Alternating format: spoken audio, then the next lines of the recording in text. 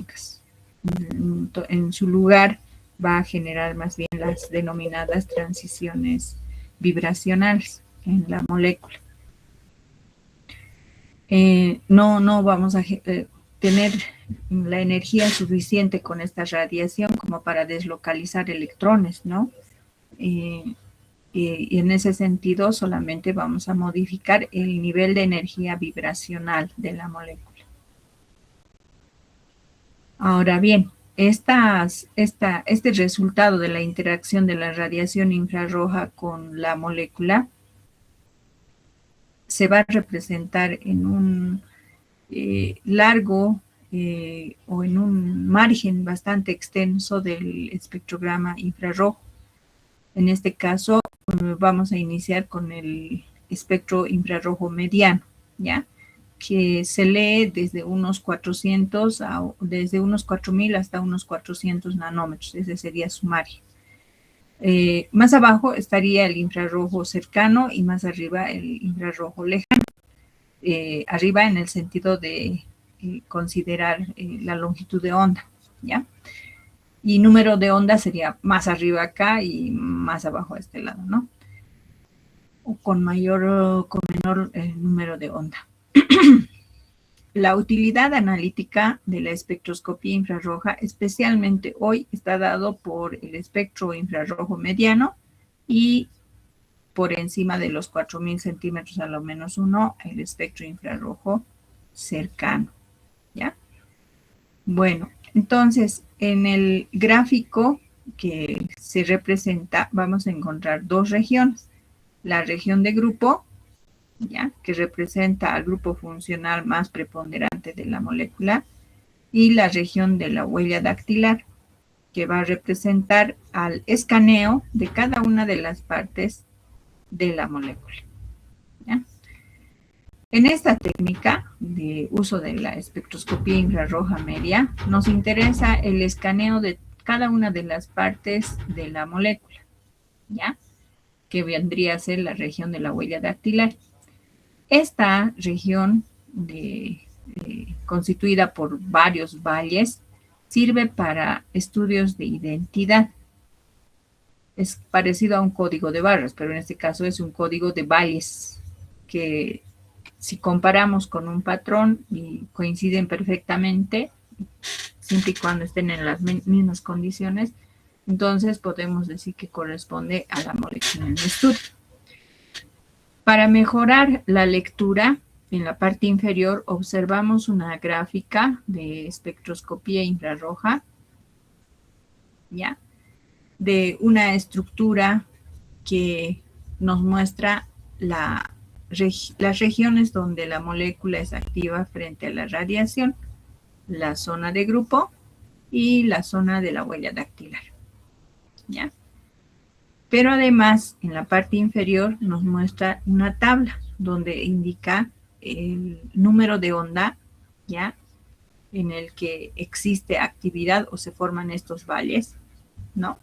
Por actividad, y la señal de transmitancia correspondiente a la variable dependiente, ¿ya? Entonces, número de onda versus transmitancia, y eso numéricamente expresado en estas tablas. Eso resulta del funcionamiento final del instrumento, es decir, sería nuestra evidencia del resultado. Ahora bien, el instrumento que se va a usar en esta técnica, les adelantaba, ¿no? Es un espectrofotómetro infrarrojo. Como esta técnica ha ido mejorando, entonces tiene variantes, ¿ya? Por ejemplo, esta que está en la pantalla, dice utilizar un espectrofotómetro con transformada de Fourier, ¿ya?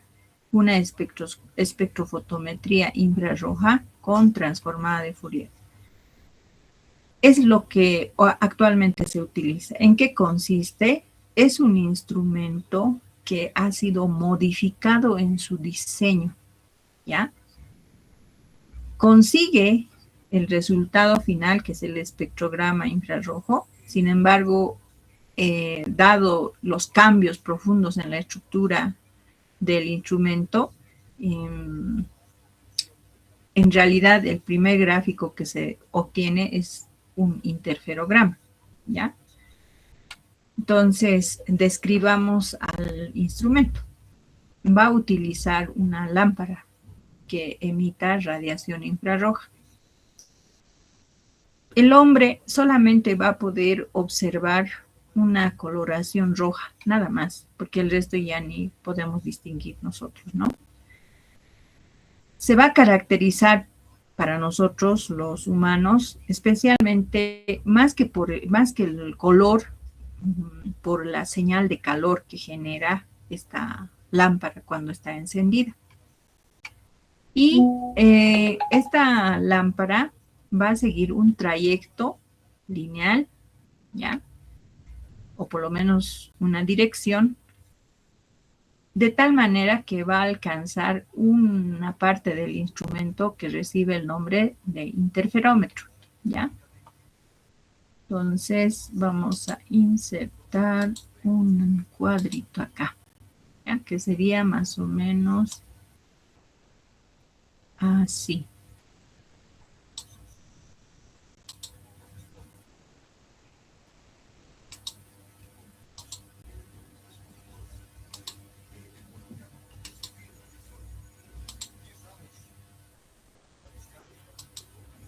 Algo así, ¿ya? Una caja, una estructura cerrada.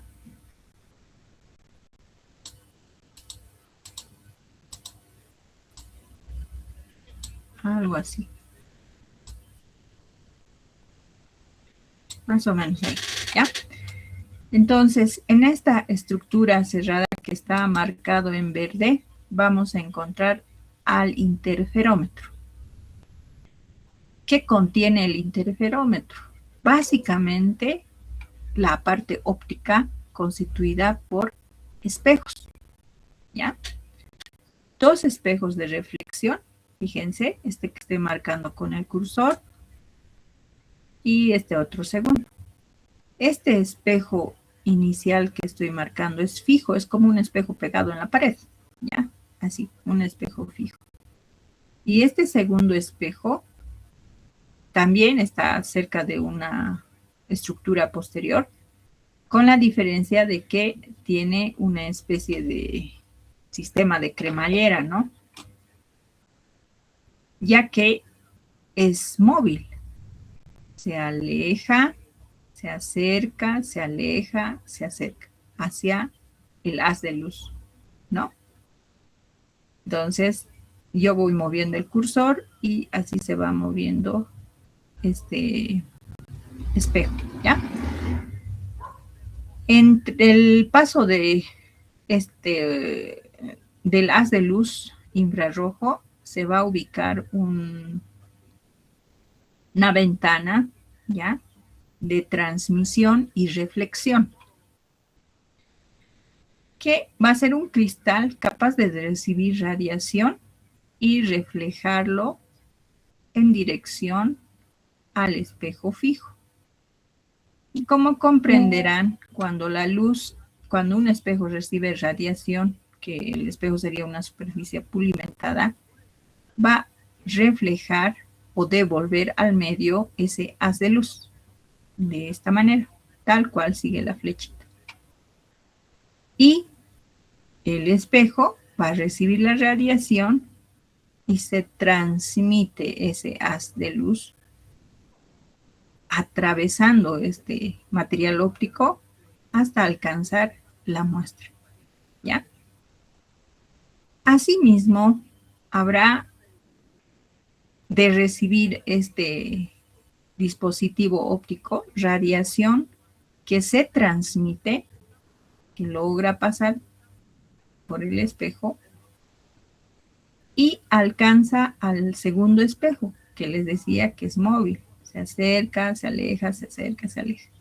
Entonces, habrán haces de luz que lo van a encontrar en esta posición al espejo, como también haces de luz que lo van a encontrar más lejos. Un haz de luz puede estar disponible en el tiempo y otros haces de luz más bien se van a retardar porque van a estar, porque el espejo va a estar más alejado. Como es un espejo, el haz de luz se refleja de todas maneras, pero el conjunto de haces de luz que se reflejan, unos corresponden a los haces que estaban en el tiempo, según la posición inicial del espejo fijo, y otros más alejados, ¿no? Y alcanza el material óptico del que hemos hablado, se refleja, ¿ya? Y de todas maneras alcanza la muestra. Por lo tanto, esta muestra va a recibir radiación proveniente del espejo fijo y radiación proveniente del espejo móvil, ¿ya? Ambos haces de luz no están precisamente sincronizados. De todas maneras, encuentran a la muestra, atraviesan la muestra, que sería un mecanismo, ¿ya? Y al atravesar la muestra, el analito en cuestión en la muestra absorbe esta radiación proveniente del espejo fijo o del espejo móvil, de acuerdo a la estructura química, ¿ya?, de la molécula. En este caso, de preferencia, moléculas orgánicas. Estas moléculas orgánicas, una vez que absorben la radiación, ¿no?, pues terminarán liberándose de esa energía de excitación y dejando perderse una pequeña variable, una variante de una pequeña cantidad de radiación en forma de calor, ¿ya? Pero los haces de luz que no han interactuado con la molécula porque está en menor concentración o porque simplemente no interactúan con la molécula, se transmiten libremente, ¿ya?, hasta llegar a un detector.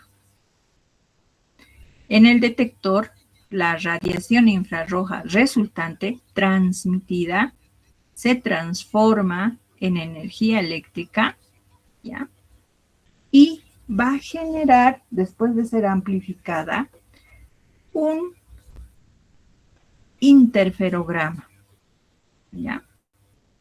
Es decir, la respuesta de transmisión de luz interferida por esta parte del equipo que se denomina interferómetro.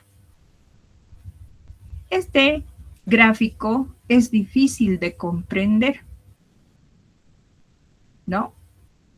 Entonces, lo que se ha hecho es un tratamiento matemático a la serie de datos acá. El tratamiento matemático corresponde al modelo de transformada de Fourier, el apellido Fourier, ¿ya?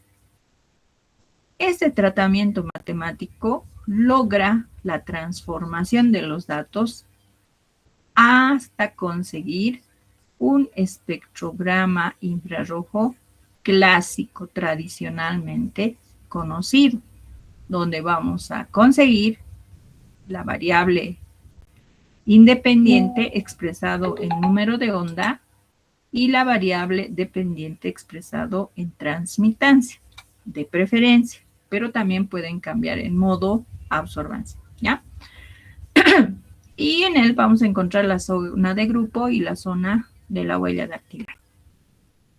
Pero como estamos hablando del instrumento, ¿qué prima acá? ¿Qué fue modificado en relación a los equipos antiguos? La ubicación y funcionamiento del interferómetro, que les dije que es un juego que cuenta con dispositivos ópticos, que son espejos y ventanas, ¿ya? Ese es el interferómetro. Segundo, el tratamiento matemático de los resultados con la transformada de Fourier, ¿ya? De ahí que el nombre del instrumento es un espectrofotómetro infrarrojo con transformada de Fourier. Cuando ya escuchamos esto, entonces el diseño obedece a este esquema. Las lámparas que se utiliza, para generar radiación infrarrojo, se han ensayado diferentes lámparas, ¿ya? ¿Por qué? Porque siempre se desea llegar a máximo rendimiento y menor pérdida de energía. Antiguamente se utilizaban lámparas que si bien generaban radiación infrarroja, ¿ya? ¿Sí? Sin embargo, se perdía mucha energía, por ejemplo, en forma de calor, aunque en la espectroscopía infrarroja el calor es lo que necesitamos, ¿ya? Pero se perdía mucho de esa manera y el rendimiento era bajo. Por eso es que hoy se ha pasado a utilizar las lámparas global, ¿no? Por ejemplo, que van a generar radiación infrarroja de 4.000 a 200 centímetros a la menos 1 con toda seguridad, lo que significa que va a servir para trabajar en el espectro infrarrojo medio. Y la lámpara de wolframio, que no está en esta lista, se va a utilizar para la espectroscopía infrarroja cercana, ¿ya? Hay otra alternativa que es la bobina de níquel y cromo, que va a servir para trabajar entre 4.000 a 200 centímetros a la menos 1, ¿no? Térmicamente hablando, la primera alcanza a 1.200 grados Celsius y la segunda a 1.100, lo que significa que estaríamos más o menos por buen camino, ¿ya? Como ejemplos de lámparas que generan radiación infrarroja. El interferómetro, que sería la segunda parte, ¿ya? Les había adelantado que está constituido por espejos de reflexión, que serían el espejo fijo y el espejo móvil, y el espejo de transmisión, que estaría marcando acá, ¿ya?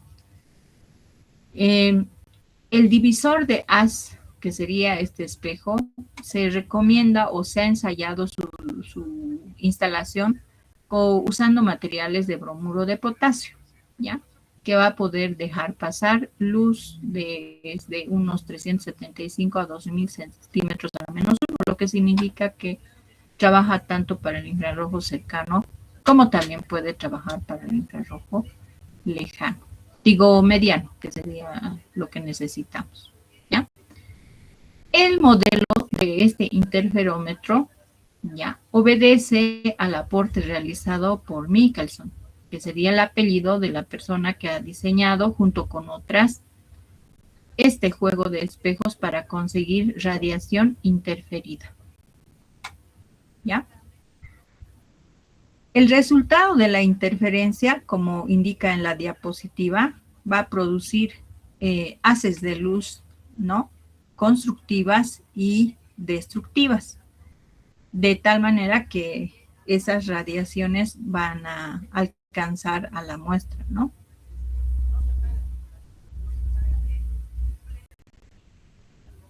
Y si nos fijamos en este esquema, justamente encontramos haces de luz que viajan en el espacio asumiendo este comportamiento de onda, ¿ya? Donde los haces de luz se sobreponen prácticamente uno sobre el otro, ¿no? Entonces no habría una interferencia contundente, ¿no? Porque aún se sobreponen. Sin embargo, en este otro caso, ¿ya? Encontramos en la dinámica sobreposición de haces, pero con interferencia. Es decir, donde encuentro valle en un haz de luz, el segundo haz de luz está generando una señal de pico, ¿no? Y a la inversa.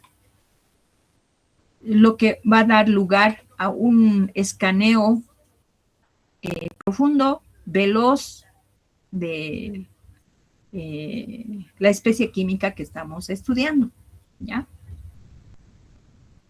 En lo que respecta a este trabajo, como resultado de la interacción de estos haces de luz sobre la muestra, les decía que vamos a conseguir un interferograma, ¿ya? que va a estar en el dominio de su representación. ¿Ya? Pero para poder realizar una interpretación, se ha realizado un esfuerzo y ha funcionado la transformada de Fourier para trabajar el resultado en función del dominio de la frecuencia o su transformación en número de onda, ¿ya? Como lo encontramos acá. Cuando se realiza la lectura usando el espectrofotómetro infrarrojo, el interferograma transformado nos va a mostrar de todas maneras la señal de algunas moléculas que encontramos en el aire, en el medio ambiente. Una de ellas es el agua y la segunda, que puede predominar en el ambiente laboratorial, es el CO2. De ahí que en este segundo esquema encontramos estas señales, ¿ya? En la lectura del blanco, en la lectura del fondo del instrumento sin haber colocado ni siquiera ningún material. Solamente es funcionamiento mientras el aire circula por el instrumento. ¿Ya? Bueno, entonces el interferómetro tendrá esa función de generar este tipo de señal de tal manera que genere un interferograma. La muestra, ¿dónde se coloca? Si es espectroscopía infrarroja cercana, se utilizarían cubetas, pero en la espectrofotometría infrarrojo medio se usan otro tipo de materiales, ¿ya? Que deben cumplir una condición, es que puedan atravesar libremente, ¿ya? Que deban ser atravesados libremente por la radiación infrarroja. Otros materiales pueden absorber radiación infrarroja y lo único que vamos a leer es la interferencia que provoca la cubeta. Entonces, los materiales recomendados para este caso son el bromuro de potasio, el cloruro de sodio y así sucesivamente los siguientes materiales, ¿ya? Pero el más utilizado es el bromuro de potasio. Va a poder dejar pasar libremente radiación en un número de onda de 43.500 a 400. Entonces, más que suficiente para nuestras exigencias, ¿ya? Lo bueno de este material es que es de bajo costo, tiene resistencia, ¿ya? Pero en un ambiente en un ambiente con alta humedad, se puede hidratar, ¿ya? Y el cristal se opaca, como cualquier otro material frente a la humedad. Lo mismo va a pasar con el cloruro de sodio. Sin embargo, bueno, se han optado por medidas de tal manera que se reduzca la humedad y se mantenga la transparencia de estos cristales, ¿ya? Si se trata de muestras líquidas, entonces lo único que se hace es utilizar los cristales de cloruro de sodio, bromuro de sodio, sobre el cual, pulimentado sobre todo, se coloca la muestra líquida, ¿ya? Por ejemplo, ahí está, un ejemplo, podría ser unas gotas de gasolina, unas gotitas de aceite. Se cubre con la cara opuesta y se arma una especie de sándwich, fíjense, ¿no? Como cuando sobre el portaobjeto colocan el cubreobjeto y entre el porte y el cubre está la muestra, algo así, ¿ya? Y genera una fina capa entre las dos placas y se lee, ¿ya? Lo malo es que no podemos dejar estos cristales al aire, al ambiente, peor si es húmedo. Entonces lo que se hace es lavar o pasar por acetona, ¿ya? Y almacenar en un estuche libre de humedad. Entonces, en esta diapositiva, ¿qué tenemos? Un espectrograma del cloroformo como disolvente. Y fíjense que genera señal en la zona de la huella dactilar. Otro material es la acetona, ¿no? que genera más señal. Entonces no nos sirve de blanco porque justamente genera interferencia. O un material denominado comercialmente como Fluorolux, que igual genera mucha interferencia en la zona de grupo. Y justo la zona de grupo es la que interesa para fines analíticos. Entonces, cuando se quiere realizar diluciones y necesitamos usar un disolvente, hay que pensarlo varias veces porque la mayoría generan este tipo de interferencias.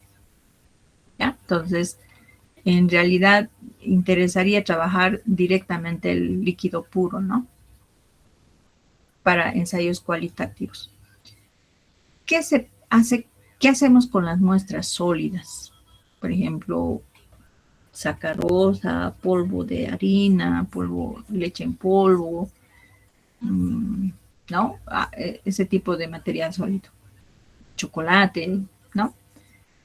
En estos casos, lo que se hace es lo siguiente, ¿no? Tradicionalmente, se realiza la molienda de la muestra, ¿ya? Lo más fino posible, es mejor si hasta lo tamizan, y se mezcla con bromuro de potasio, más o menos una relación de 1:10, ¿ya? O 1:20. Se muelen ambos, tanto el bromuro de potasio que viene en polvo como el material en polvo que están trabajando, que sería la muestra, ¿ya? Mezclando, mezclando, moliendo, mezclando, moliendo. Y ese polvo constituido por la muestra y el bromuro de potasio se coloca en una prensa que a su vez va a generar un molde de un cristal completamente transparente si nosotros presionamos sobre esta estructura que contiene el material mezcla. Y se procede a la lectura, ¿no? Como no siempre trabajamos con bromuro de potasio, existe una segunda alternativa que es utilizar una mezcla o un material que recibe el nombre de aceite mineral, que es, como su nombre lo dice, ¿no? Aceite, cuyo nombre comercial es el Nujol. Y si realizamos un barrido espectral de este diluyente de sólidos, ya, que no lo va a diluir, solamente genera una mezcla en realidad, también genera señal en la zona de grupo y algo en la frontera de la zona de la huella dactilar. En cambio, aquel que es completamente inerte es el bromuro de potasio. Por esas razones que es preferible y recomendable utilizar este material, como es el bromuro de potasio, ¿ya? Una vez que la radiación infrarroja se emite por la lámpara, llega al interferómetro, pasa por la muestra, la luz se transmite. Esa radiación transmitida llegará al detector, ¿ya? Y el detector se encargará de trabajar con la señal de radiación infrarroja y convertirlo en energía eléctrica, ¿ya? Un modo de trabajo es usar detectores térmicos, es decir, que sean capaces de recibir la señal de calor, ¿ya? Y transformar ese dato. Y hay otro tipo de detectores que van a trabajar con los fotones resultantes de la transmisión, ¿no? En este caso, es obligatorio acá trabajar con las propiedades eléctricas, igual que en el primero, ¿no? De tal manera que podamos conseguir la transducción final, ¿no? O penúltima en todo caso.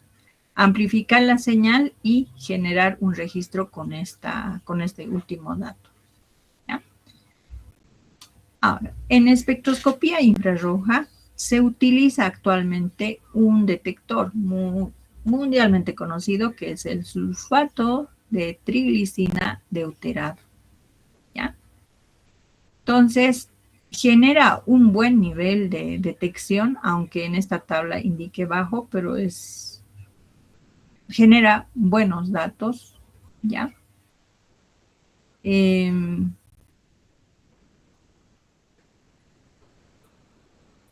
justamente la mayoría de los instrumentos que se adquieren les van a ofrecer con este tipo de detector, ¿no?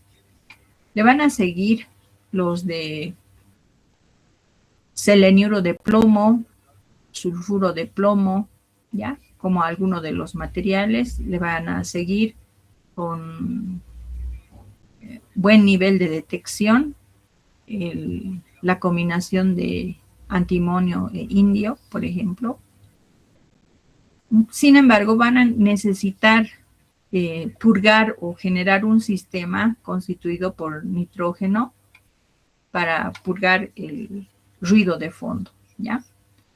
Entonces, como se complica este nivel, entonces este es el que más se usa, ¿ya? El sulfato de trilicina deuterado, que va a ser un tipo de detector piroeléctrico, ¿ya? Eso es lo que se usa. No va a trabajar en la línea de detectores térmicos. Por lo tanto, la piroelectricidad, ¿ya? Consiste en cambiar la polaridad del material sometido justamente al efecto de esa señal, que en este caso es temperatura. Entonces, se necesitará utilizar materiales dieléctricos para que justamente, ya, al ser polarizables, transduzcan la señal, es decir, transformen y posteriormente se amplifique. Una alternativa que puede mejorar este tipo de detección es deuterar el sistema, ¿ya? De este modo se genera un espectrograma más, ¿cómo se diría? Más resuelto en todo el gráfico que se vaya, donde se vaya a representar la presencia de la molécula o de la mezcla de moléculas. Una vez concluido con esta etapa, llegamos al registro, donde tendremos que trabajar con la señal analógica convertida en señal digital. De hecho, ya. Y lo que el analista va a poder leer directamente y comunicarse con el instrumento es el espectrograma, ¿ya? Adicionalmente, estos instrumentos pueden ser liberados del ruido de fondo eh, utilizando una lámpara adicional de láser de helio, por ejemplo, para seguir mejorando nuestra resolución del espectrograma. Estos instrumentos se han modificado de acuerdo a las necesidades, ¿ya? Por lo tanto, donde estoy marcando con el cursor representa al espectrofotómetro infrarrojo y los componentes adicionales que se pueden instalar en el instrumento servirán, por ejemplo, para trabajar por reflexión total, atenuada, ¿ya? O difusamente. Entonces, se retira este compartimento y se instala estos otros dispositivos para lecturas en materiales que pueden ser sólidos, líquidos en especial, ¿ya? No les hemos hablado de gases porque más bien se han diseñado equipos ya exclusivos para trabajar con señal infrarroja en moléculas que están disponibles en el aire, ¿ya? Especialmente para estudios ambientales. Pero bueno, esa es la modificación, mejoras que ha ido recibiendo este espectrofotómetro infrarrojo con transformada de Fourier. Bien, esas otras alternativas de trabajo con este mismo espectrofotómetro corresponde a la reflectancia, ¿ya? Un tipo de reflexión especular, difusa, interna y atenuada. ¿Qué significa? Que ya no necesito, en este caso, por lo menos esa es la lógica, que la luz infrarroja, ¿ya?, tratada con el interferómetro, atraviese completamente la muestra y yo lea la luz transmitida. No, ya no es necesario. En este otro modelo, en esta otra tecnología, más bien esperamos que la radiación que proviene de la fuente se interfiera y alcance la muestra sobre una superficie pulimentada y se refleje. La radiación reflejada es el resultado de la interacción de la radiación infrarroja con la muestra sobre esa superficie pulimentada, ¿ya? Entonces, al final analizo lo que se refleja, ¿ya? O bien puede generarse una reflexión difusa por el tipo de material que se está utilizando y el colocado del detector recogerá esa radiación, ¿ya? En este caso, por ejemplo, podemos usar material como muestra que se caracteriza físicamente por ser rugoso, ¿ya? O ser pulverulento, como la maicena, por ejemplo, ¿no? Y la reflexión interna se refiere a que la radiación no solamente va a cubrir la parte externa de la muestra, sino va a poder penetrar algo más y vamos a poder resolver el escaneo o del efecto de la radiación infrarroja sobre ese material. Como muestras pueden estar fibras naturales o sintéticas, pastas, adhesivos, ¿no? Que pueden trabajarse en esta sección. Y la reflexión total atenuada, que va a consistir en generar una onda evanescente entre la muestra y el material cristalino reflectante. ¿Ya? De todas estas variantes de reflectancia, bueno, unas están adaptadas para estudiarse en la espectroscopía infrarroja cercana y otras para espectroscopía infrarroja mediana, ¿ya? Y la que ha tenido bastante éxito en nuestro mundo, porque no olviden que química analítica lo llevan tantas carreras. Si estuviéramos hablando de alimentos, tendríamos que hablar prácticamente de 3 de estas formas de reflectancia, ¿ya? Pero en el mundo de la salud, ¿ya? Ha tenido mucho éxito el uso de la reflectancia total atenuada, en especial, para trabajar muestras líquidas, pastosas y muestras sólidas. De tal manera que la ventaja de esta técnica va a ser análisis con alta precisión y logrados en el menor tiempo, ¿ya? Que supera al trabajo de espectroscopía infrarroja clásica, que ya sería ahora clásica, por transmisión, ¿ya? Sigue el mismo equipo, pero ya no se trabaja por transmisión, sino por reflectancia. Entonces, ¿en qué consiste esa alternativa del uso de la reflectancia total atenuada? Esta sería la lámpara de la que estábamos hablando, ¿ya? Y la radiación emitida, que es infrarroja, del margen amplio sea del infrarrojo medio, de 4.000 a 400 centímetros a la menos 1 aproximadamente, ¿ya? Ingresa al interferómetro, que dijimos que es un juego de 3 espejos, uno móvil, uno fijo y uno de transmisión, un espejo de transmisión. Se direcciona esa radiación de la siguiente manera, usando un juego de espejos reflectantes, de tal manera que coloquen en posición al haz de luz como para atravesar un cristal portamuestra, ¿ya? Este cristal portamuestra recibe la radiación, se refracta y en el paso de esta radiación encuentra en la superficie de este portamuestra a la muestra, que estaría marcado en celeste. Y se genera el encuentro estableciéndose una onda evanescente, ¿ya? Este material, como portamuestra, que es material cristalino, puede ser diamante, germanio o selenio de zinc.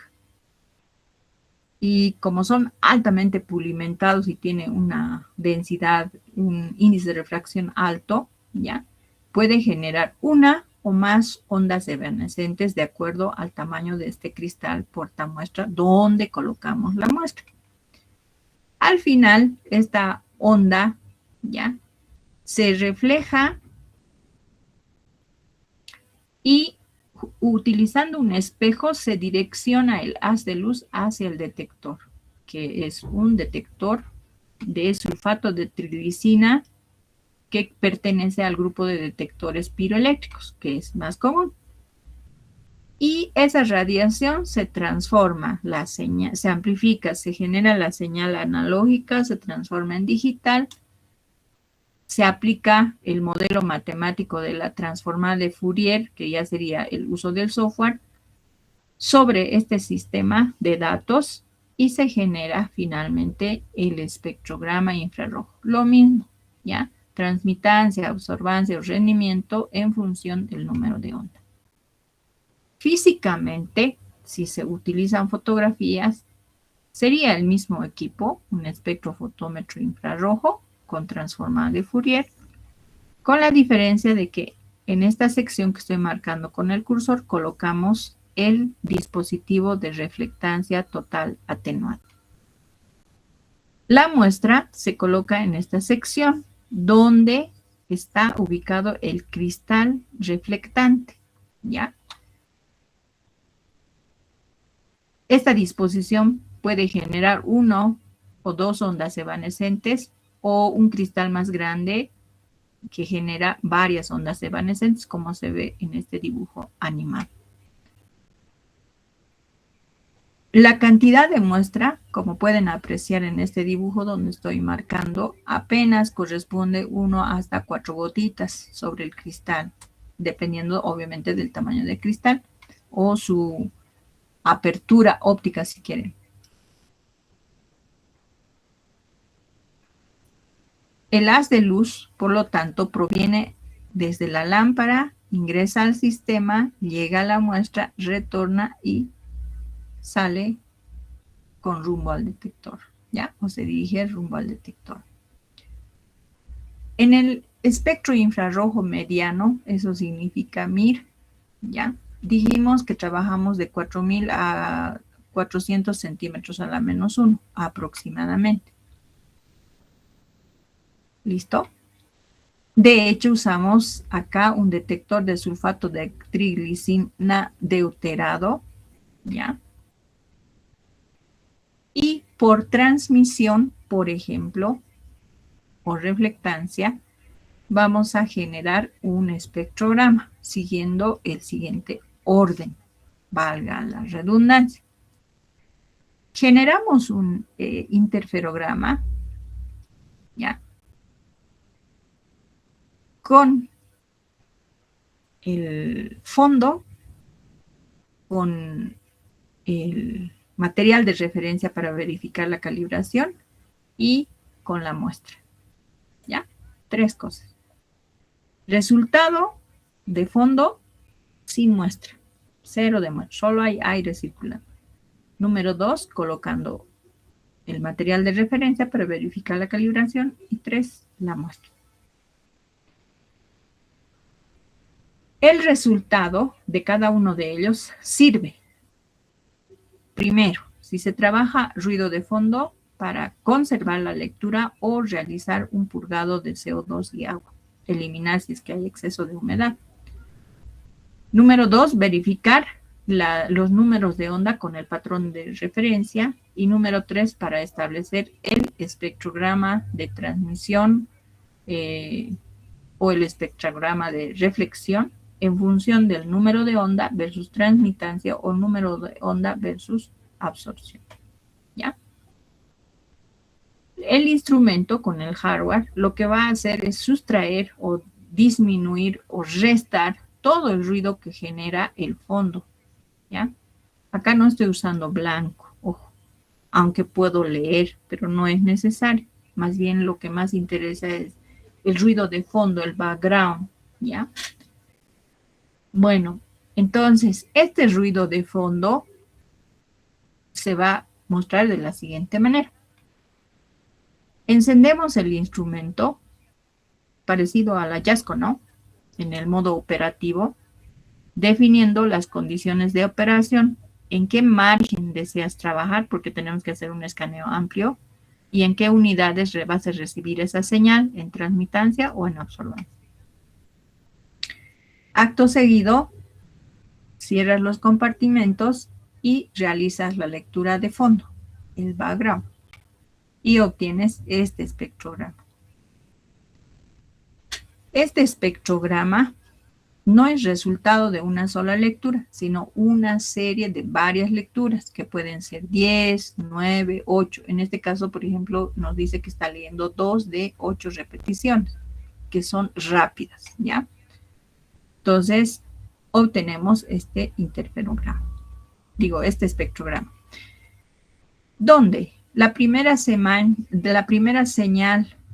de presencia de agua se va a generar más o menos a 3.800 centímetros a la menos 1.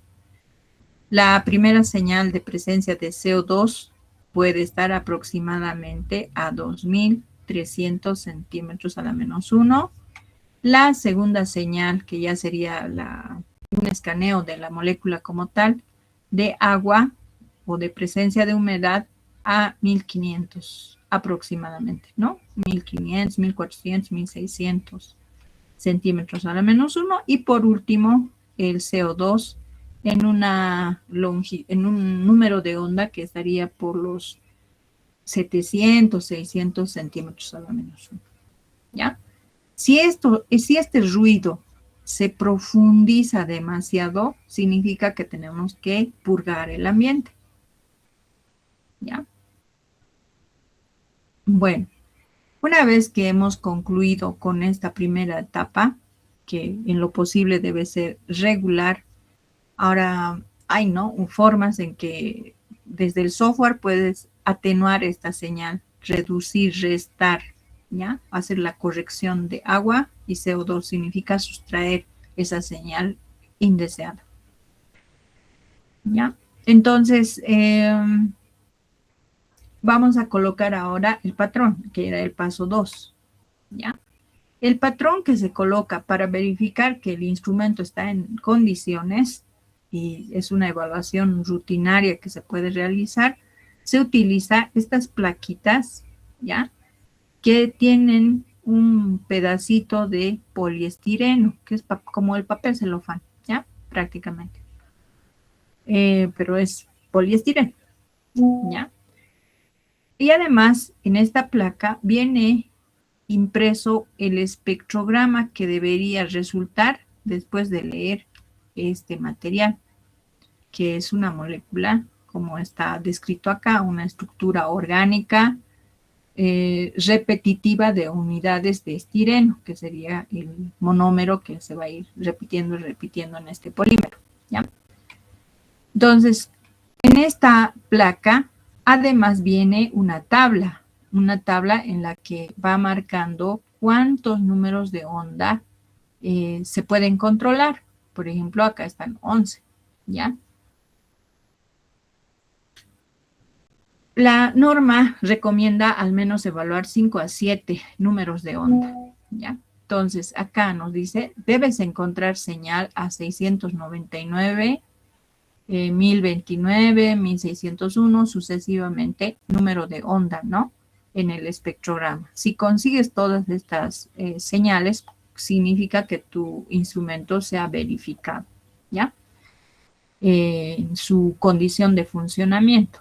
Con una variación, siempre habrá un más menos de más menos 4 centímetros a la menos 1, o máximo hasta 6 centímetros a la menos 1.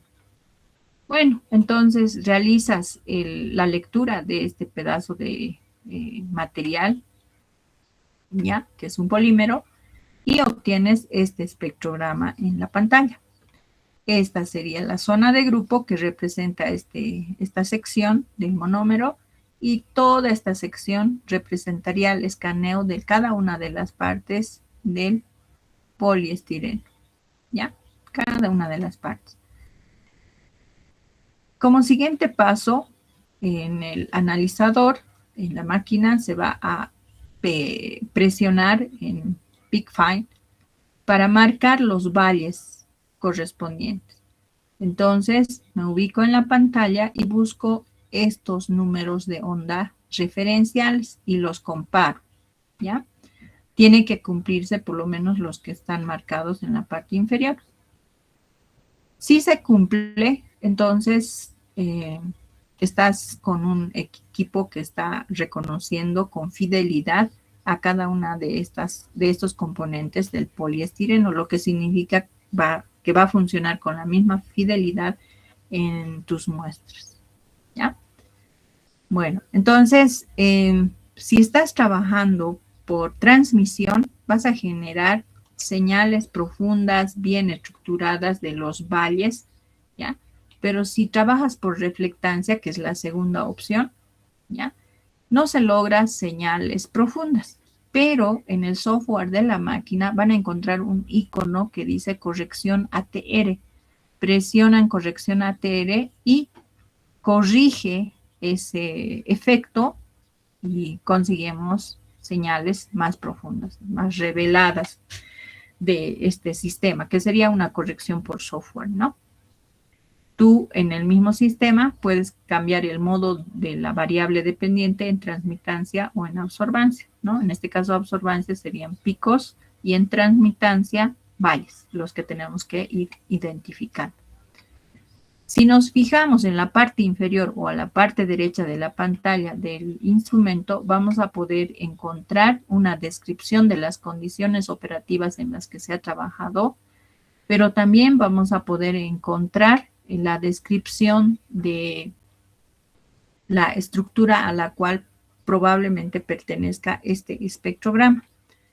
Siempre y cuando tengamos instalado en este instrumento una aplicación que conecte a lo siguiente, ¿no? Utilice el espectrograma y compare con la librería de espectrogramas y tras realizar una especie de aplicación de IA, porque es al final y al cabo eso, al comparar nos sugiera a qué estructura se parece más este espectrograma y te va mostrando en la parte derecha o en la misma parte inferior la estructura molecular a la que más se parece, indicando el porcentaje. Se parece en un 99.9%, se parece en un 99%, se parece en un 80%.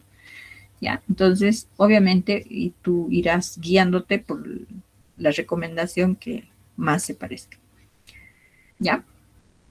Entonces, ¿qué nos está ofreciendo? Un análisis estructural, un análisis cualitativo, ¿ya? Siempre y cuando contemos con una base de datos de espectrogramas con los cuales podemos compararnos. ¿Ya? Eso es lo que hace. Ahora, si no contamos con esta librería, también manualmente podemos ir construyendo nuestra propia base de datos. ¿Ya? Es posible trabajar de ese modo. Lo que significa que al realizar la comparación usando este software que contiene a la librería, está comparando más que todo la zona de la huella dactilar, ¿no? Que sería esta región. Toda esta serie de valles es las que se van comparando con la referencia y nos dictamina a quién se parece más. ¿Ya? Entonces, tiene utilidad analítica de identificación esta región. ¿Ya? La zona de la huella dactilar. Entonces, conseguido este resultado, en este caso de espectrograma, y la molécula a la cual más se parece,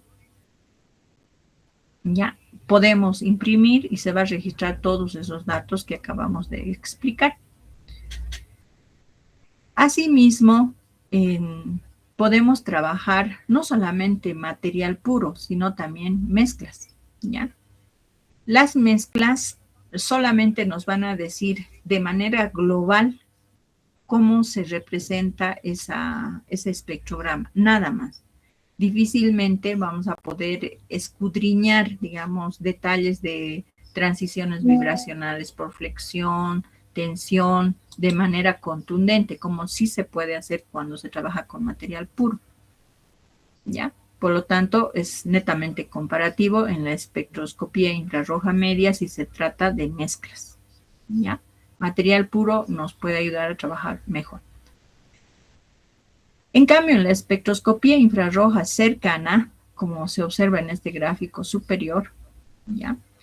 El trabajo más que todo se refiere a identificar en la muestra las transiciones vibracionales donde especialmente responden los enlaces carbono-hidrógeno, nitrógeno-hidrógeno, nitrógeno-hidrógeno en la región del infrarrojo cercano. Por ejemplo, acá estamos entre unos 1000 a 2500 nanómetros, ¿no? En términos de número de onda, ¿ya? Para poder, por ejemplo, distinguir acá el nylon del polietileno, ¿no? El espectrograma es diferente, entonces solamente el perfil del espectrograma es sujeto de comparación, sabiendo en qué regiones responde la molécula de acuerdo al tipo de enlace que contenga, ¿ya? En la espectroscopía infrarroja cercana es el análisis muy similar, ¿ya? Entonces, acá tomamos una amplia región, acá tomamos una región bastante concreta, que sería la zona de la huella dactilar.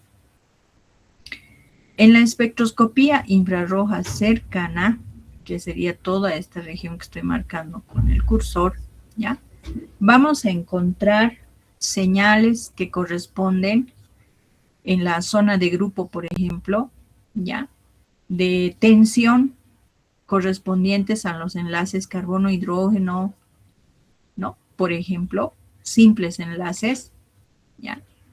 Enlaces dobles a alrededor de 1650 a 1800, enlaces triples entre 2100 a 2260, ¿ya? Los enlaces dobles van a estar presentes, por ejemplo, en ácidos grasos que tienen dobles enlaces, pero principalmente en las estructuras aromáticas como sobre la base, por ejemplo, del benceno, ¿no? Y los sustituyentes que se puedan ir colocando tienen enlaces simple, doble, en una estructura aromática, entonces se van a poder ubicar en esta región. El resto, que corresponde a la zona de la huella dactilar, ¿ya? Especialmente representa transiciones vibracionales por flexión, ¿no? Y por tensión, que las vamos a ir describiendo. Es como un escaneo completo y profundo de la molécula. ¿Ya? Ya. En este ejemplo estamos observando el polvo de orégano. Todos han debido consumir estos días, tal vez orégano, para darle sabor a la sopa. Ya. Y mueles el orégano, puedes moler. Ya. Y también usar hojas de olivo o hojas de mirto, ¿ya? Justamente hay una familia de plantitas que me encantan en el norte de La Paz por Lecharazán y más allá. Es esta familia, ¿ya? Entonces se parece al orégano demasiado vista, ¿no? Y se puede mezclar. La cuestión es que si nosotros realizamos un análisis espectral de esas tres muestras, fíjense, el orégano genera este espectrograma que se observa en rojo, ¿ya? Y el mirto, con el que he trabajado, ¿no? Está en el morado. Fíjense cómo va generando diferencias comprobadas significativamente diferentes del espectrograma del orégano, ¿no? Justo en estas regiones, que corresponden a la zona de la huella dactilar. Por eso es fundamental esta región para definir la identidad, más que la zona de grupo, que prácticamente muestra similitud, ¿no? Yo podría decir incluso que todos son iguales, pero con la zona de grupo no, ¿no? Se encuentran las diferencias. Y por eso es más que todo, esta técnica es más que todo cualitativa, ¿ya? No define la estructura, ojo, ¿ya?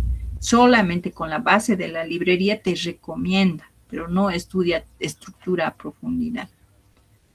Para eso, hoy en día existen otras técnicas, como la resonancia magnética nuclear y la espectroscopía de masas, que más adelante vamos a ir repasando. Por lo tanto, dada la importancia que tiene para algunos ámbitos de trabajo esta técnica, pues tenemos espectrofotómetros infrarrojos con transformada de Fourier que trabajan por transmisión, por reflexión. Y como nosotros necesitamos en la mayoría de los casos resultados prácticamente en tiempo real, ¿ya? Entonces se han diseñado equipos más compactos, más rápidos, capaces de llevarse, por ejemplo, al campo, como este sistema manual, que nos va a generar fácilmente resultados en planta, en el mismo lugar, si es que se dedican, digamos, al área de alimentos u otro tipo de pruebas, ¿ya? Para estudios de investigación en el ámbito bioquímico, desde luego que sirven, ¿ya? Para estudios desde el punto de vista clínico sirven como referenciales, pero desde mi punto de vista y mi experiencia en este ámbito, no existe, digamos, instrumentos analíticos que usen exclusivamente el infrarrojo para pruebas clínicas de manera específica y contundente, ¿ya? Sí existen ensayos que se complementan, pero no son únicos, ¿ya? Por lo que está destinado especialmente al análisis de alimentos y análisis de medicamentos, por ejemplo, ¿ya? O materiales de uso industrial. Entonces, en el infrarrojo cercano, técnicamente vamos a encontrar una diferencia, ¿ya? Uso de cubetas, ¿no? En el infrarrojo mediano no se usan explícitamente cubetas, sino materiales de soporte para la muestra o cristales sobre los que colocamos, pero en esta técnica sí se pueden usar tanto cubetas como también se puede trabajar por reflectancia, ¿ya? Y la diferencia es la siguiente, ¿no? Las transiciones vibracionales que van a ocurrir en la espectroscopía infrarroja son algo así, ¿no? Una molécula está en su estado vibracional fundamental y de acuerdo al número de onda o longitud de onda que estemos utilizando de radiación infrarroja, por ejemplo, este margen que es cercano, puede generar una excitación, una transición vibracional que incremente la energía vibracional de la molécula en esta proporción, como cuando subes de un peldaño a otro, para dejarme entender, ¿ya? Pero habrá también radiación infrarroja que pueda provocar transiciones vibracionales del estado fundamental a uno excitado más elevado. Estas diferenciales de transiciones vibracionales, ¿ya? Esperadas y no esperadas, o normales si se quieren, estas son las aceptadas, y las que no son normales, que salen fuera de lo esperado, ocurren en este margen del espectro, de la espectroscopía infrarroja cercana. Entonces, ese comportamiento particular para las muestras permite generar un mapeo, ¿ya?, de regiones que nos van a generar respuesta denominada en función de este tipo de transición vibracional, ¿ya?, que se pueda generar, ¿no? Generando, por ejemplo, los tonos y sobretonos especialmente, ¿ya?, como señal. La ventaja es que este tipo de técnica, especialmente en el infrarrojo cercano, genera bandas específicas, si se quieren, fáciles de describir, pero principalmente nos permiten ganar bastante tiempo, ¿no? En los análisis. Por lo que va a ser fácil de aplicar en diferentes áreas, ¿no? Del manejo de material químico, líquido, sólido, en el mundo de la producción, ¿ya?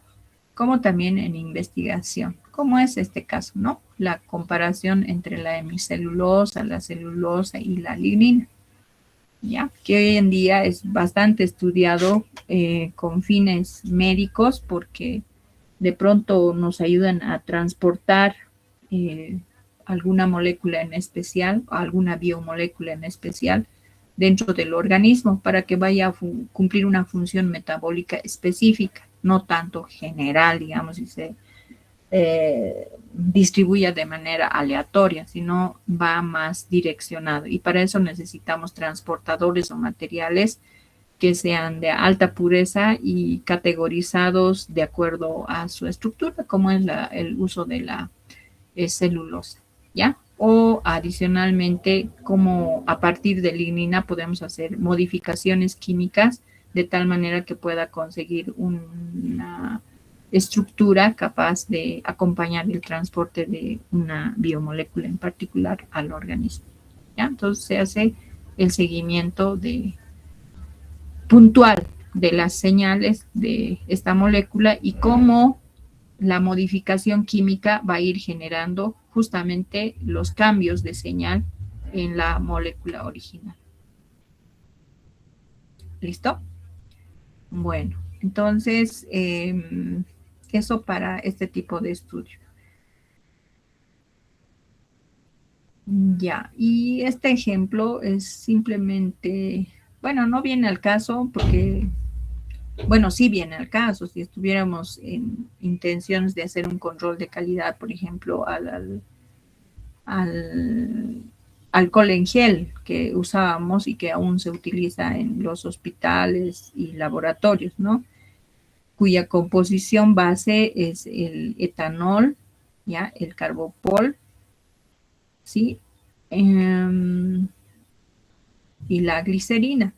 Entonces, en caso de que estuvieran utilizando una mezcla de etanol con metanol, es decir, sin haberlo purificado previamente o rectificado, entonces prácticamente estarían distribuyendo un alcohol en gel con un veneno como es el metanol, que seguramente ha ocurrido, ¿ya?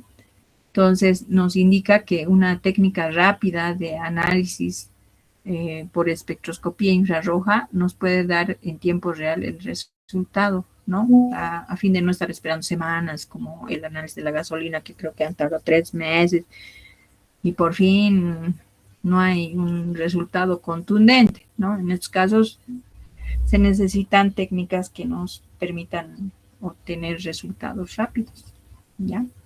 Que permitan tomar decisiones, justamente. ¿Ya? En eso consiste la espectroscopía infrarroja, que lo he resumido bastante como para que quede el siguiente mensaje. Es una técnica que utiliza energía mucho menor a la de la radiación visible, y esto consigue solamente modificar en la molécula la energía vibracional, y las diferencias de la energía vibracional que se encuentran en una molécula se van a expresar en un espectrograma. Puede ser el infrarrojo cercano o mediano, ¿ya? Lo que va a permitir generar un perfil de comportamiento de la molécula. En el infrarrojo cercano, ya están vendiendo gasolina acá cerca, han hecho una bulla terrible. En el infrarrojo cercano va a interesar la zona de la huella dactilar, en el infrarrojo mediano, perdón. Y en el infrarrojo cercano vamos a conseguir leer en una región amplia, ¿no? Desde más o menos unos 800, 700 nanómetros hasta unos 2500, ¿no? Donde se lee a la molécula. Nos interesa el espectrograma general, ¿ya? En consecuencia, va a servir para estudios cualitativos de identidad, ¿Cómo? A través de la comparación del perfil con un perfil teórico esperado, ¿ya? Es básicamente eso. Bueno, entonces, ¿qué importa acá? Las transiciones vibracionales, que son resultado de la interacción de la radiación con la molécula, siempre y cuando la molécula tenga un momento dipolar diferente de cero, que ya habíamos visto esto. Ya, eso es todo, jóvenes. Entonces, me toca ahora pasarles el formulario para que registren su participación en la clase. Si tienen alguna pregunta, estoy atenta a ustedes.